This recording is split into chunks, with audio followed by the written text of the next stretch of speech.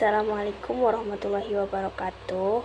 Kami dari kelompok 1 pada kesempatan kali ini akan memaparkan hasil ringkasan materi kuliah Akuntansi Keuangan Menengah 1 yang diampu oleh yang terhormat Ibu Salma Putri.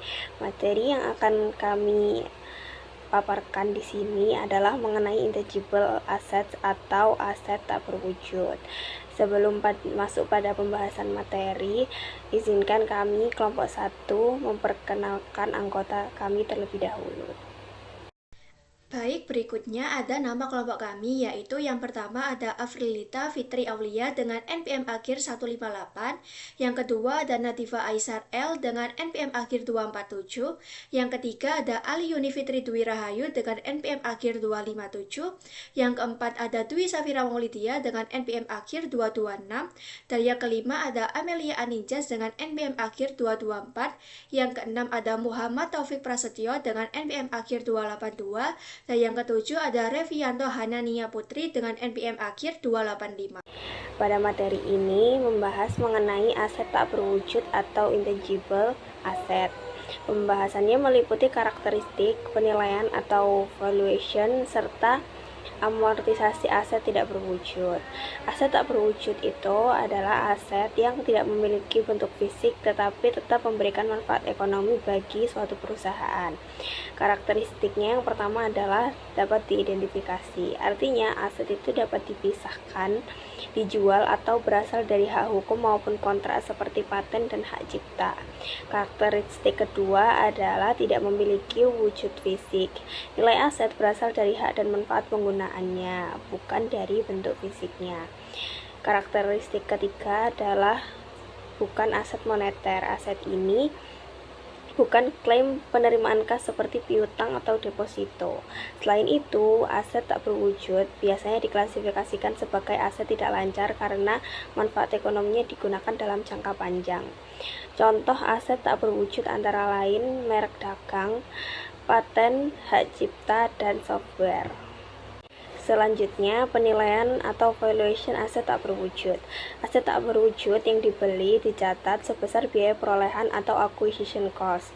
Biaya perolehan itu mencakup harga beli, biaya hukum, biaya administrasi, dan biaya lain hingga aset tersebut siap digunakan. Jika aset tersebut diperoleh melalui pertukaran, maka nilai aset diukur berdasarkan fair value atau nilai wajar yang paling jelas diketahui. Apabila beberapa aset dibeli sekaligus dalam satu paket, maka biaya perolehannya dialokasikan berdasarkan nilai wajar relatif masing-masing aset. Secara umum, perlakuan akuntansi aset tak berwujud mirip dengan aset berwujud yang dibeli. Kemudian mengenai amortisasi aset tak berwujud. Amortisasi adalah proses pengalokasian biaya aset tak berwujud selama masa manfaatnya. Aset dengan umur manfaat terbatas akan diamortisasi selama periode penggunaannya dan beban amortisasi dicatat setiap periode akuntansi. Namun, aset dengan umur manfaat tidak terbatas biasanya tidak diamortisasi. Tujuan amortisasi sendiri adalah untuk mencocokkan biaya aset dengan manfaat ekonomi yang dihasilkan selama masa penggunaannya agar laporan keuangan menjadi lebih wajar. Jenis-jenis aset tidak berwujud. Yang pertama yaitu marketing related intangible asset. Aset tidak berwujud terkait pemasaran digunakan perusahaan untuk membantu promosi dan membangun identitas produk.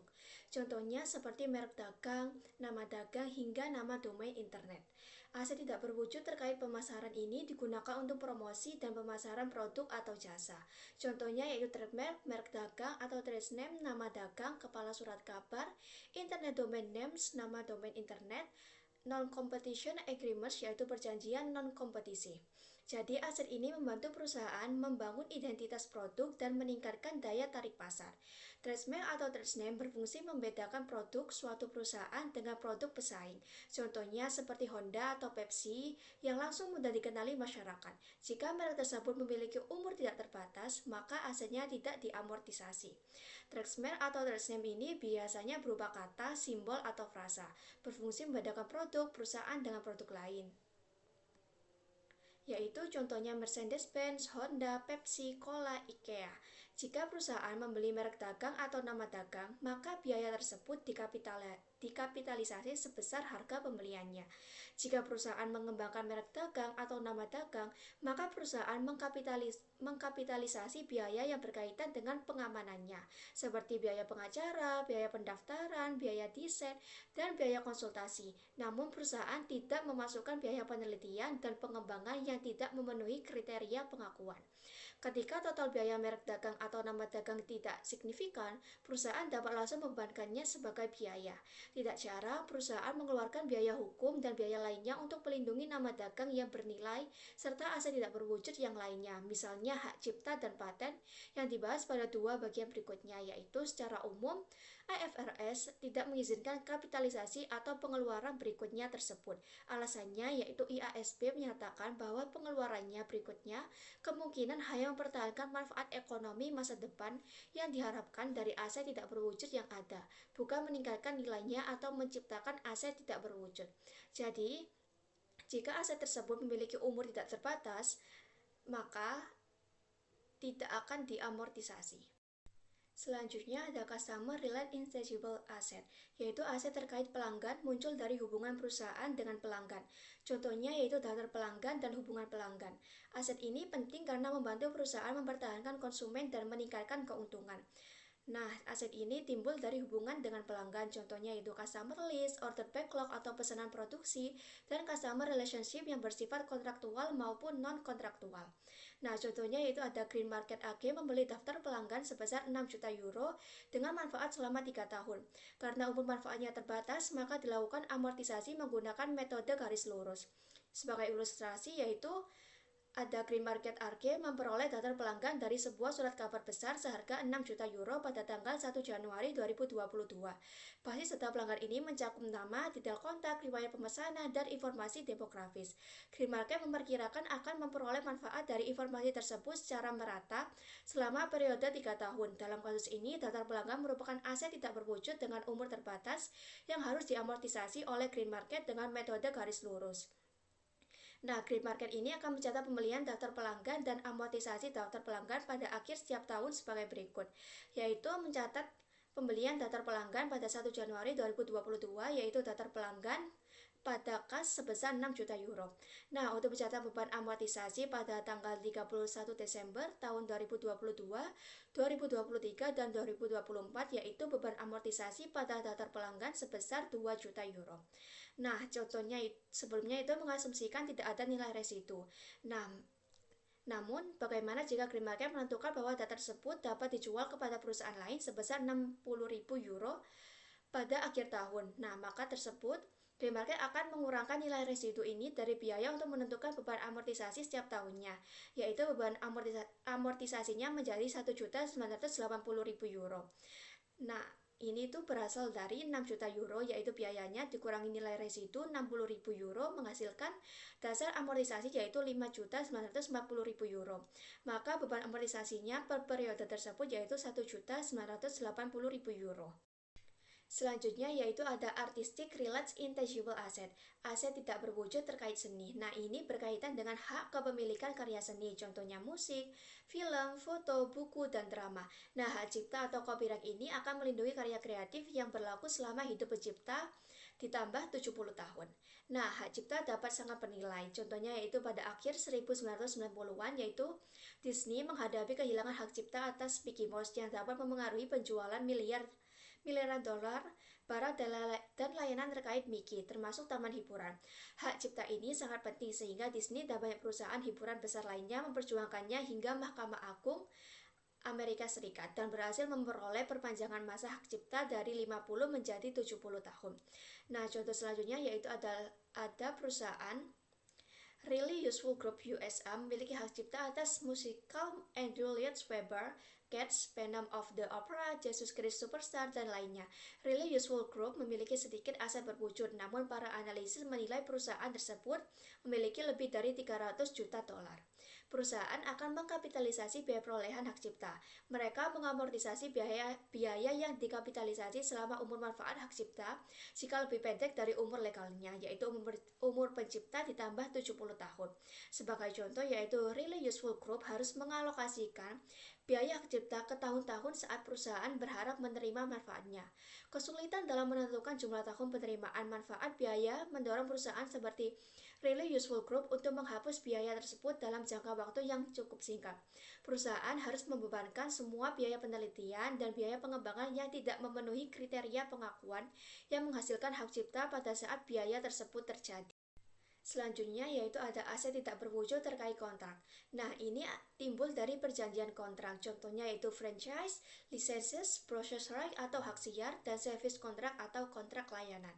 Waralaba atau franchise adalah pengaturan kontraktual di mana pemberi waralaba memberikan hak kepada penerima waralaba untuk menjual produk atau layanan tertentu, menggunakan merek dagang atau nama dagang tertentu, atau menjalankan fungsi tertentu, biasanya dalam wilayah geografis tertentu, yaitu saat membeli Prius dari dealer Toyota Jepang, mengisi bensin di Shell NLD, atau makan siang di restoran McDonald USA. Kemungkinan besar Anda berurusan dengan waralaba. Nah, pemberi waralaba ini setelah mengembangkan konsep atau produk yang unik, mereka akan melindungi konsep atau produknya melalui paten, hak cipta, atau merek dagang atau nama dagang. Nah, penerima waralaba ini akan memperoleh hak untuk memanfaatkan ide atau produk milik pemberi waralaba dengan menandatangani perjanjian waralaba. Nah, jenis pengaturan waralaba lainnya yang diberikan oleh badan pemerintah mengizinkan suatu bisnis menggunakan properti publik dalam menjalankan layanannya.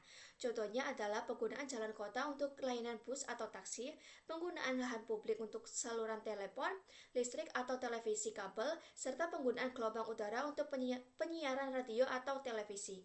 Hak operasi semacam itu disebut lisensi atau izin. Nah, waralaba dan lisensi dapat diberikan untuk periode tertentu, untuk jangka waktu tidak terbatas atau selamanya. Perusahaan yang memperoleh waralaba atau lisensi mencatat akun aset tidak berwujud berjudul waralaba atau lisensi dalam pembukuannya hanya ketika perusahaan dapat mengidentifikasi biaya yang terkait dengan perolehan hak operasi tersebut. Biaya tersebut dapat berupa biaya hukum atau pembayaran sekaligus di muka. Misalnya, perusahaan harus mengamortisasi biaya waralaba atau lisensi yang memiliki umur terbatas sebagai beban operasi selama umur waralaba tersebut. Perusahaan tidak boleh mengamortisasi waralaba dengan umur tidak terbatas atau bersifat permanen. Perusahaan sebaliknya harus mempertahankan waralaba tersebut sebesar biayanya.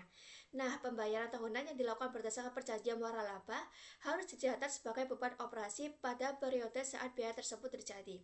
Pembayaran ini tidak mempresentasikan aset karena tidak berkaitan dengan hak masa depan untuk menggunakan properti tersebut.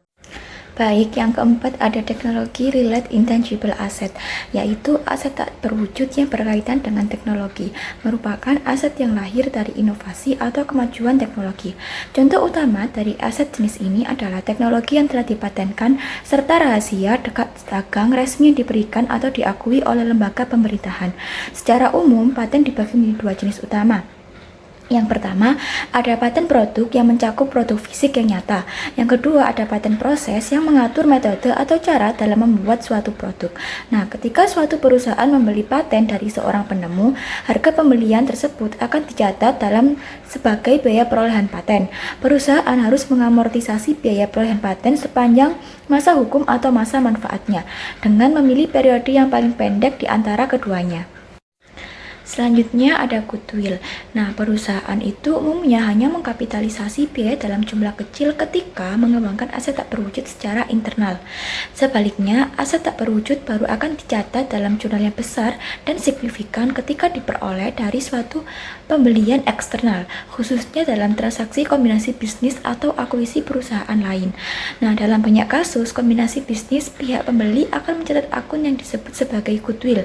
Nah, nilai goodwill ini diukur dari selisih lebih antara total biaya atau harga pembelian yang dibayarkan dengan nilai wajar dari aset bersih teridentifikasi, yaitu total aset dikurangi dengan total liabilitas yang dibeli. Contohnya, jika sebuah perusahaan membayar 2 juta untuk membeli aset bersih teridentifikasi yang nilai wajarnya itu hanya 1,5 juta, maka perusahaan pembeli tersebut akan mencatat goodwill sebesar $500.000.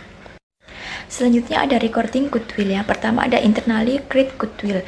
Jadi goodwill yang dihasilkan atau dibuat sendiri secara internal oleh perusahaan sama sekali tidak boleh dikapitalisasi ke dalam akun laporan keuangan. Alasan utamanya adalah karena pengukuran membentuk goodwill internal terlampau kompleks dan sangat sulit untuk mengaitkan biaya-biaya yang dikeluarkan saat ini dengan kapasitas manfaat ekonomi di masa depan. Yang kedua ada purchase goodwill. Jadi goodwill hanya boleh diakui dan dicatat dalam pembukuan ketika sebuah perusahaan membeli unit bisnis atau entitas lain secara keseluruhan. Untuk mencatat goodwill tersebut, perusahaan pembeli itu wajib membandingkan nilai wajar atau fair value dari seluruh aset berwujud maupun aset tak berwujud yang dapat diidentifikasi dengan harga pembelian atau cost dari bisnis yang diakuisisi. Nah, selisih lebih atau residu di mana harga beli yang dikeluarkan melampaui total nilai wajar aset bersih teridentifikasi itulah yang secara resmi diidentifikasi dan diakui sebagai nilai goodwill. Oke, di sini kita akan lanjut ke goodwill write-off. Nah, perlu kita perhatikan bahwa perusahaan yang mencatat goodwill dari hasil kombinasi bisnis menganggap aset ini memiliki umur manfaat yang tidak terbatas atau indefinite life. Oleh karena itu, berbeda dengan aset tak berwujud lainnya yang memiliki umur manfaat tertentu, goodwill ini secara reguler tidak diamortisasi. Alasan tidak diamortisasi ada 3 alasan utama di balik kebijakan non-amortisasi ini. Yang pertama, sangat sulit untuk memprediksi secara akurat berapa umur aktual dan bagaimana pola penurunan nilai dari goodwill tersebut. Lalu dari sudut pandang investor, beban amortisasi berkala dinilai kurang berguna untuk mengevaluasi kinerja keuangan real perusahaan. Lalu komunitas investasi ingin mengetahui jumlah pasti yang diinvestasikan pada goodwill karena pos ini sering kali menjadi aset tak berwujud dengan nilai terbesar di dalam laporan posisi keuangan. Lalu ada perlakuan akuntansi dan perdebatannya. Nah, dalam praktik akuntansinya, nilai tercatat goodwill hanya akan disesuaikan apabila terjadi penurunan nilai atau impairment. Oleh karena itu, perusahaan wajib melakukan uji penurunan nilai secara berkala untuk memastikan bahwa nilai tersebut masih bisa dipertahankan. Pendekatan tanpa amortisasi yang disertai dengan uji penurunan nilai ini dipilih karena standar saat ini menganggapnya memberikan informasi yang paling relevan bagi para investor. Meski begitu, hal ini sempat memicu perdebatan teoritis. Sebagian pihak berpendapat bahwa goodwill seharusnya tetap dibebankan bertahap agar selaras dengan prinsip penandingan pendapatan dan beban ataupun matching principle. Sementara pihak lain menilai bahwa perlakuan goodwill internal yang langsung dibebankan sebagai biaya seharusnya konsisten dengan goodwill yang diperoleh lewat pembelian. Oke, dari pembahasan goodwill kita bergeser ke kondisi yang sebaliknya, yaitu bargain purchase atau pembelian dengan harga diskon. Nah, kondisi ini terjadi ketika pihak pembeli dalam kombinasi bisnis membayar harga yang justru lebih rendah dibandingkan dengan nilai wajar aset neto teridentifikasi yang mereka peroleh. Fenomena ini unik, biasanya muncul karena adanya ketidaksempurnaan pasar, lalu faktor tekanan keuangan pada pihak penjual, ataupun situasi penjualan terpaksa seperti likuidasi perusahaan. Nah, lalu bagaimana kita memperlakukannya secara akuntansi? Selisih lebih antara nilai wajar aset neto yang diperoleh dengan harga pembelian tersebut langsung diakui sebagai keuntungan ataupun gain bagi pihak pembeli. Dalam beberapa praktik tertentu, keuntungan ini justru terkadang disebut sebagai badwill karena transaksi bargain purchase ini cukup sensitif dan beresiko jika digunakan untuk melakukan kesalahan pengukuran ataupun pengakuan keuntungan secara tidak tepat. IASB menetapkan aturan yang ketat. IASB sendiri mewajibkan perusahaan memberikan pengungkapan yang rinci mengenai sifat transaksi tersebut. Tujuannya agar pengguna laporan keuangan dapat menilai kualitas laba secara objektif dan memahami dengan jelas dari mana sumber keuntungan tersebut berasal. Oke, berikutnya kita akan bahas mengenai aspek krusial lainnya yaitu impairment dan presentation of intangible assets atau penurunan nilai dan penyajian aset tak berwujud. Secara definisi, aset tak berwujud dinyatakan mengalami penurunan nilai atau impaired apabila perusahaan tidak mampu memulihkan nilai tercatat dalam aset tersebut, baik melalui penggunaan dalam operasi internal maupun melalui skenario penjualan. Kondisi ini menjadi indikator bahwa nilai ekonomis dari aset tersebut telah turun lebih rendah dibandingkan nilai bersih yang saat ini masih tercantum di laporan keuangan. Untuk mengujinya, manajemen harus mengevaluasi kemampuan aset dalam menghasilkan arus kas ataupun yang kita kenal dengan istilah cash generating ability. Penilaian ini penting untuk menentukan apakah aset tersebut masih mampu memberikan manfaat ekonomi di masa mendatang sesuai dengan ekspektasi di awal. Dalam ketentuannya ada 2 aturan buku yang harus dipatuhi. Yang pertama yaitu jika nilai tercatat lebih besar daripada jumlah terpulihkan ataupun recoverable amount, maka selisihnya wajib diakui sebagai rugi penurunan ataupun impairment loss. Yang kedua, sebaliknya jika jumlah terpulihkan justru lebih besar, maka jika jumlah terpulihkan justru lebih besar daripada jumlah nilai yang tercatat, maka tidak ada penurunan nilai yang perlu dicatat. Lalu di sini ada studi kasus untuk memberikan gambaran yang lebih konkret.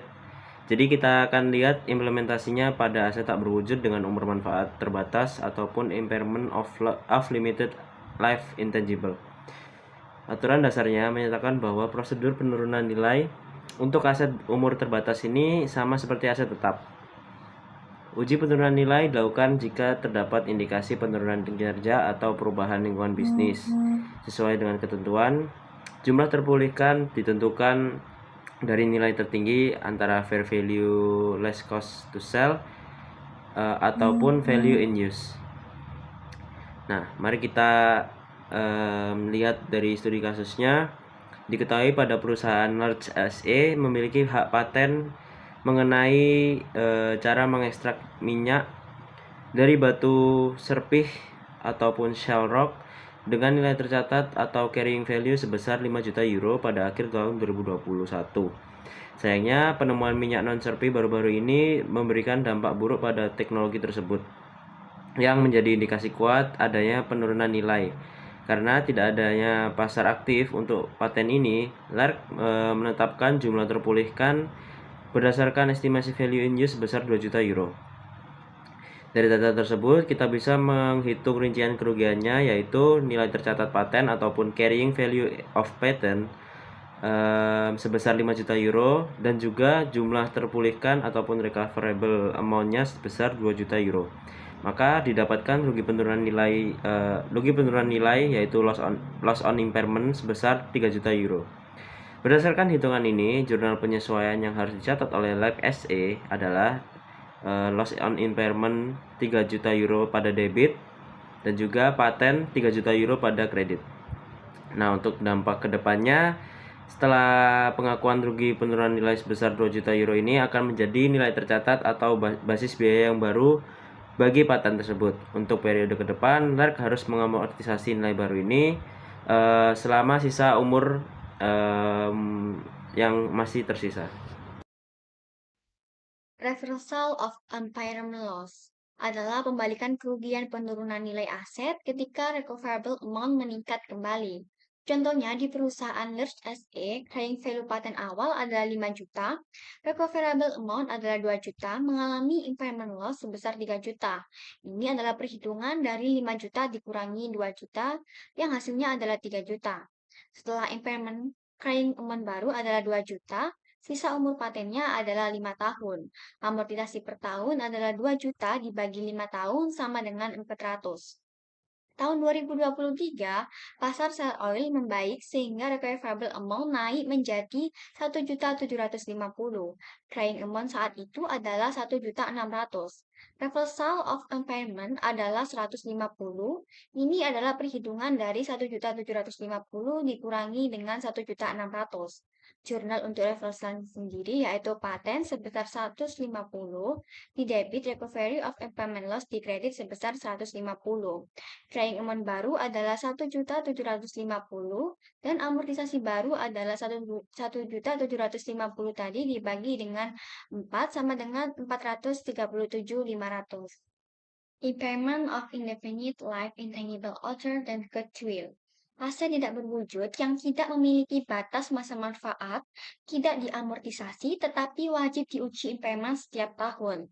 Cara menguji impairment ini yaitu jika recoverable amount lebih kecil daripada carrying amount maka terjadi impairment loss. Contohnya pada kasus Arkon Radio, membeli broadcast license sebesar 2 juta, lisensi dapat diperpanjang setiap 10 tahun, sama dengan Independent Life Intangible Assets. Government Communication Commission mengubah aturan, lisensi tidak diperpanjang otomatis, tetapi dilelang ke penawar tertinggi, yaitu nilai lisensi menurun. Datanya adalah carrying value sebesar 2 juta, recoverable amount sebesar 1.500.000, dan terjadi impairment loss sebesar 500. Ini perhitungan dari 2 juta dikurangi dengan 1.500.000. Impairment of goodwill. Pengujian impairment goodwill ini berdasarkan Cash Generating Unit atau CGU, yaitu kelompok aset terkecil yang menghasilkan arus kas secara independen. Contoh kasusnya yaitu perusahaan Kohibu AG membeli divisi Peak Products goodwill dari akuisisi adalah 900.000. Data net aset yaitu property, plant and equipment sebesar 800, goodwill sebesar 900, inventory sebesar 700, receivable sebesar 300, cash sebesar 200, dan account and notes payable sebesar 500, jadi total net asset adalah 2.400.000. Pada kondisi adalah recoverable amount sebesar 1.900.000 dan carrying amount sebesar 2.400.000. Mengalami impairment loss sebesar 500, ini perhitungan dari 2.400.000 dikurangi dengan 1.900.000. Jurnal untuk impairment sendiri yaitu loss on impairment sebesar 500 di debit, pada goodwill sebesar 500 di kredit. Carrying value setelah impairment adalah 400, ini perhitungan dari 900 dikurangi dengan 500. Presentation of intangible assets. Penyajian aset tak berwujud ini mirip dengan properti, plant, dan juga equipment. Namun, kontra accounts-nya biasanya tidak ditampilkan di statement of financial position. Statement of Financial Position ini, perusahaan harus melaporkan intangible aset secara terpisah dan juga goodwill disajikan secara khusus jika ada. Tujuannya agar pengguna laporan keuangan lebih mudah memahami jenis aset perusahaan. Goodwill ini harus disajikan terpisah dari intangible aset lainnya karena goodwill memiliki karakteristik berbeda dibandingkan dengan aset lain. Lalu untuk income statement, perusahaan harus menyajikan secara terpisah antara amortization expense, impairment loss, dan juga reversal of impairment. Biasanya dia disajikan pada operating section. Catatan atas laporan keuangan ini harus menjelaskan jenis intangible assets, amortization expense, perubahan carrying amount, dan juga penambahan atau pengurangan aset.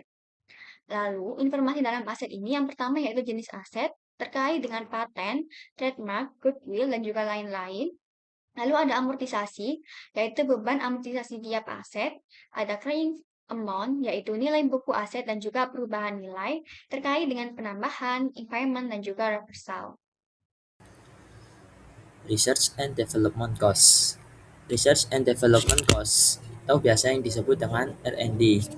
R&D merupakan biaya yang dikeluarkan perusahaan untuk melakukan penelitian dan pengembangan produk teknologi maupun proses baru. Aktivitas ini sangat penting karena membantu perusahaan menciptakan inovasi serta meningkatkan daya saing pasar. Contohnya seperti perusahaan teknologi Samsung, Microsoft mengeluarkan biaya R&D yang sangat besar untuk menciptakan produk baru dan mengembangkan teknologi yang lebih canggih. Dalam standar akuntansi IFRS, biaya research atau penelitian harus langsung dibebankan pada periode saat biaya tersebut terjadi. Sedangkan biaya development atau pengembangan dapat dikapitalisasi sebagai aset apabila proyek tersebut sudah dianggap memiliki manfaat ekonomi di masa depan. Hasil dari kegiatan R&D ini biasanya berupa aset tidak berwujud seperti paten, hak cipta, dan teknologi baru. Selanjutnya ada identifikasi R&D activity. R&D dibagi menjadi dua jenis aktivitas, yaitu aktivitas utama dibagi dua jenis menjadi aktivitas utama, yaitu research activities dan development activities. Research activities adalah aktivitas yang bertujuan untuk mencari pengetahuan atau penemuan baru. Pada tahap ini, perusahaan masih melakukan eksplorasi dan belum mengetahui pasti apakah proyek tersebut akan berhasil atau tidak. Contohnya seperti penelitian laboratorium, eksperimen produk baru, dan studi ilmiah. Sedangkan development activities merupakan tahap lanjutan dari research. Pada tahap ini, hasil penelitian mulai diterapkan untuk menciptakan produk atau teknologi yang siap digunakan atau dipasarkan. Contohnya seperti pembuatan prototipe, pengujian produk, dan pengembangan desain produk. Selain itu, tidak semua aktivitas perusahaan termasuk dalam R&D. Aktivitas seperti pemasaran, biaya administrasi, penjualan, dan perbaikan rutin produk tidak dikategorikan sebagai R&D karena tidak berkaitan langsung dengan proses penelitian maupun pengembangan inovasi baru.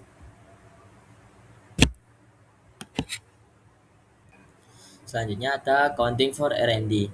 Dalam akuntansi, perlakuan terhadap biaya R&D memiliki aturan khusus. Biaya research langsung dicatat sebagai beban karena manfaat ekonominya masih belum pasti. Sedangkan biaya development dapat dikapitalisasi jika proyek sudah dianggap layak dan kemungkinan besar akan memberikan manfaat ekonomi di masa depan.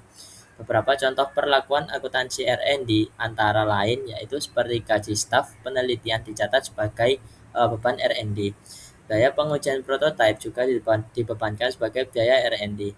Namun biaya legal untuk memperoleh paten dapat dikapitalisasi sebagai aset tidak berwujud. Selain itu, apabila perusahaan membeli peralatan yang masih bisa digunakan untuk proyek lain di masa depan, maka peralatan tersebut tidak dapat dikapitalisasi dan kemudian disusutkan sesuai umur manfaatnya.